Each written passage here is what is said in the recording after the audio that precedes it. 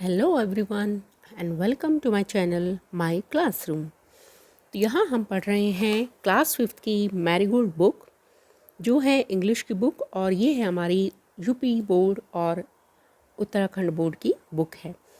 ये कुछ CBSE schools में भी प्रिस्क्राइब की हुई बुक है। और हम जो आज का लेसन पढ़ रहे हैं ये हमने पढ़ा था यूनिट 3 का, और हमारी पोम थी माई शैडो।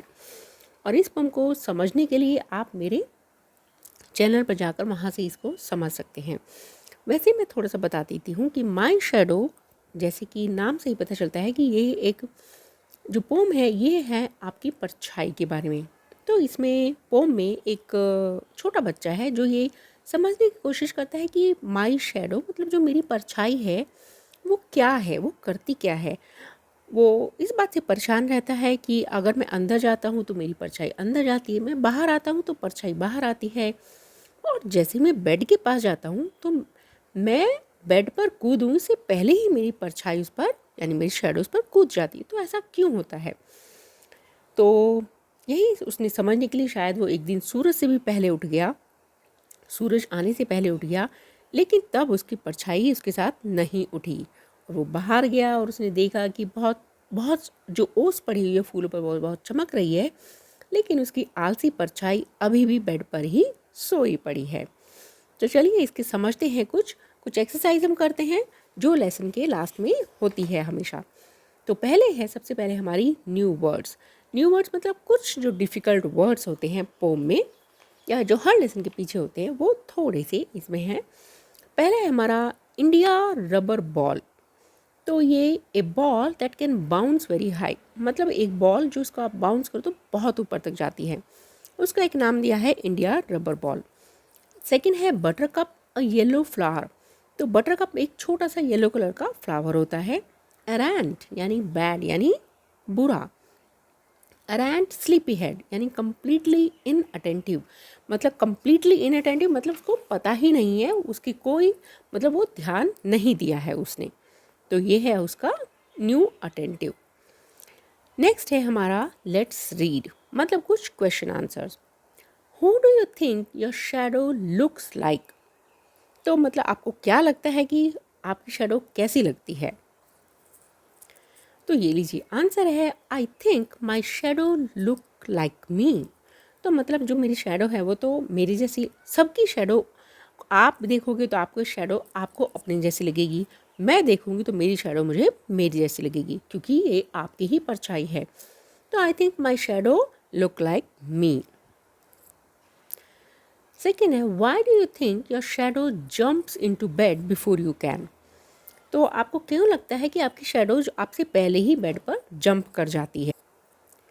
तो ऐसा इसीलिए लगता है उस छोटे बच्चे को कि जब भी वो बेड के पास जाता है तो, क्योंकि वो परछाई हमेशा पीछे से, तो शायद अगर जो बल्ब है वो आपके पीछे होगा तो आपको ऐसा लगेगा कि, तो परछाई पीछे से जो पड़ती है ना, हमेशा जो भी रेज होती हैं वो हमेशा आपकी जब पीछे से स्लांटिंग उसमें पड़ती हैं तो आपकी परछाई आपको दिखाई देती है। तो जैसे ही आप बेड के पास जाओगे तो आपको लगेगा कि आपकी परछाई आपसे पहले बेड पर पहुंच गई। तो इसलिए उस बच्चे को लगता है कि when I go near the bed my shadow falls on the bed. तो मतलब मेरे से पहले ही शैडो बेड पर गिर जाती है। So it looks my shadow jumps on it before I jump to the bed. तो उसको लगता है कि क्योंकि परछाई मुझसे पहले ही बेड पर आ गई तो उसको लगता है कि मेरी परछाई मुझसे पहले बेड पर कूद जाती है। थर्ड है what time of the day do you think it is when your shadow is the tallest and why? Morning, afternoon, night. तो इसका आंसर है कि आपको क्यों लगता है दिन की कौन से दिन शैडो जो होती है वो सबसे लंबी होती है? वो होती है हमारी मॉर्निंग टाइम, आफ्टरनून नहीं। मॉर्निंग इसका रीज़न क्या है, वाई? मॉर्निंग इसका रीज़न है कि जब सूरज निकलता है तो उसकी जो रेज़ होती है ना, अब जैसे ये हमारा ये सूरज है और उसकी जो रेज़ होती है वो सुबह सुबह ऐसे निकलती, मतलब स्लांटिंग। तो भी स्लांटिंग होने की वजह से जो आपकी मॉर्निंग अब परछाई पड़ेगी वो भी लंबी होगी। अब देखिए, अब ये एक यहाँ लड़की है, फ़ोटो जो है, अगर मैं यहाँ सूरज बनाती हूँ, यहाँ अगर सूरज है तो रेज़ कैसे पड़ रही हैं, ऐसे पड़ेंगी, तो इसकी परछाई यहाँ पर ऐसे ही लंबी बन जाएगी। ठीक है, तो हम आंसर कैसे लिखेंगे? इन द मॉर्निंग। तो सबसे पहला आंसर कि मॉर्निंग में ही शेडो जो होती है वो सबसे टॉलेस्ट होती है. Shadows are tallest in the morning because sun rays are slanting at the time of sunrise. तो जैसे कि मैंने बताया कि अगर यहाँ पर सन है मतलब मॉर्निंग में, तो उसकी जो रेज हैं वो ऐसे पड़ती हैं. तो इसलिए अगर यहाँ कोई खड़ा है तो देखिए रेज भी उसकी शेडो होगी वो ऐसे लंबी बनेगी. पर जैसे ही दोपहर होती है तो सन सीधा आपके सर के ऊपर आ जाता है, और अगर आप यहाँ खड़े हैं तो आप देख सकते हैं कि परछाई कहाँ पड़ेगी, बहुत ही छोटी सी शेडो बनेगी. इसलिए हमेशा होता है कि मॉर्निंग में जो होता है आपकी शेडो हमेशा लंबी. Next, read the lines from the pome and answer the following. He is very very like मी. तो यहाँ पर ये जो लाइन्स हैं इसमें, और इसका जो क्वेश्चन है from the heels up to the head, तो ये हमारे क्वेश्चन इन लाइन्स में इनका आंसर छिपा हुआ है. Who does he refer to, मतलब वो किसको ही बोलता है, ही. तो यहाँ पर ये बोलता है शेडो को. तो shadow is very very like me, shadow बिल्कुल मेरी जैसी है. Who does me refer to, me मतलब मैं, मतलब आई यानी वो बच्चा, कि मी मतलब आई यानी मैं. Why are he and me alike, तो मतलब ही और मी अलाइक क्यों है, क्योंकि वो मेरी है परछाई. बिकॉज इट्स, आप देख सकते हो इट्स माई शेडो. तो शेडो ही एंड माई यानी मैं, तो हम दोनों एक जैसे ही हैं. तो चलिए, working together. Work in groups of 5. Make a large hand on a plain sheet. Mark the names of fingers, thumb and palm on the hand. Use the hints given in the box. तो यहाँ पर जो है हमारा कि आपकी 4, middle, ring, small and thumb. तो ये हमारी उंगलियां हैं. 4 मतलब जो पहली फिंगर है, मिडिल दूसरे वाली, रिंग जिसमें हम रिंग पहनते हैं, स्मॉल छोटे वाली, और थंब जो आपका थंब होता है. So do the actions as given below and observe which part of fingers of your hand is being used. तो पॉइंट मतलब ये कुछ हम एक्शन जब करते हैं तो अनजाने में ही हम अपने हाथों की कौन सी उंगलियां यूज़ करते हैं. पॉइंट एट द डोर, कौन सी फिंगर, हम 4 फिंगर, 4 जो मतलब सबसे पहली फिंगर जो होती है उसको यूज़ करते हैं 4, या जिसको हम इंडेक्स फिंगर भी बोलते हैं.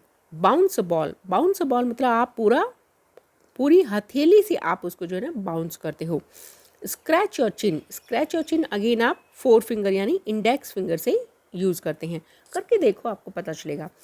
Twist your year, twist your year, तो अगेन आप अपना थंब एंड 4 फिंगर यूज़ करते हो. तो यहाँ पर आप कौन सा यूज़ करते हो, थंब एंड 4 फिंगर यानी index finger. Comb your hair, अपनी सारी ही फिंगर्स हम यूज़ करते हैं. Draw with the pencil, draw with the pencil again your thumb and 4 finger यानी इंडेक्स फिंगर पहली finger. Touch a flower, touch a flower भी आप हमेशा जो है ना जब हम किसी चीज़ को टच करने की कोशिश करते हैं तो हम सबसे पहले वाली जो फिंगर उसको यूज़ करते हैं. चलिए अब आ जाता है हमारा थोड़ा सा ग्रामर पार्ट. तो let's write. Fill in the blanks using one of the words given in the brackets. तो यहाँ पर हमारे पास कुछ वर्ड्स हैं, इसकी सहायता से हमें फिल करना है.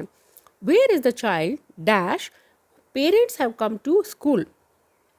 यहाँ पर है हु, हुज, विच. तो जब भी हम मतलब ह्यूमन बीइंग की बात करते हैं तो उनके साथ हम हुज लगाते हैं. वेयर इज़ द चाइल्ड मतलब वो बच्चा कहाँ है, हुज मतलब जिसके पेरेंट्स. तो हु मतलब कौन, हुज मतलब किसके. तो यहाँ पर आएगा whose parents have come to school. तो यहाँ हम लिख सकते हैं whose parents come to school. Second, I saw many houses dash were quite spacious. मैंने बहुत सारे घर देखे जो बहुत स्पेशियस हैं. तो यहाँ पर हमारा आएगा विच, वर क्वाइट, विच हम यूज़ करते हैं नॉन लिविंग थिंग्स के लिए. Mathematics dash is my favourite subject, is so interesting. Who, which, that. अभी यहाँ भी अगेन विच आएगा, मतलब आप रेफर कर रहे हो mathematics, which is my favourite subject. अभी यहाँ भी आपका विच आया. Next fourth, the pome dash you read out is so lovely. अभी यहाँ पर हमारे पास दैट भी हम यूज़ कर सकते हैं यहाँ पर, क्योंकि दैट एक्चुअली लिविंग और नॉन लिविंग दोनों चीज़ों के लिए यूज़ होता है. बट हुज तो हम यहाँ नहीं लगा सकते क्योंकि नॉन लिविंग थिंग है. विच भी ज़रूरत नहीं है, हम यहाँ पर दैट लगा सकते हैं. I know the street dash he lives on, whose that which. तो मैं उस स्ट्रीट को जानता हूँ जहाँ वो रहता है. विच ही लिव्स ऑन मतलब वो जहाँ रहता है. Next, I like reading books dash have pictures in it. मुझे वो बुक्स मतलब आई लाइक रीडिंग, मुझे वो बुक्स पढ़ना पसंद है जिसमें पिक्चर होती है। तो अगेन यहाँ पर which have pictures in it. Second, the old lady dash I met in your house is my neighbor. Old lady जो जिससे मैं आपके घर में मिला मेरी नेबर है। तो यहाँ पर क्या आएगा, that which नहीं, यहाँ पर आएगा whom, मतलब वो ओल्ड लेडी जिससे मैं मिला था। तो ये हम ऐसे इसको, ये हमारी ग्रामर है।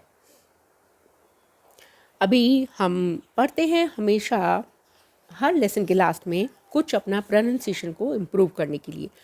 तो आज का जो हमारी साउंड है वो है मेनली SH साउंड, और जो होती है श साउंड।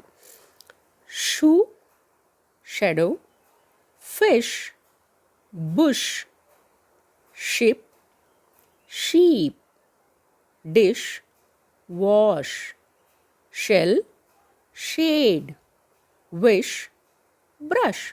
है ना कितना इजी। तो चलिए, तो अगर आपको हमारी एक्सरसाइज कंप्लीट हो गई है और अगर आपको चैनल अच्छा लगता है तो प्लीज़ शेयर कीजिए, सब्सक्राइब कीजिए और चैनल को लाइक कीजिए।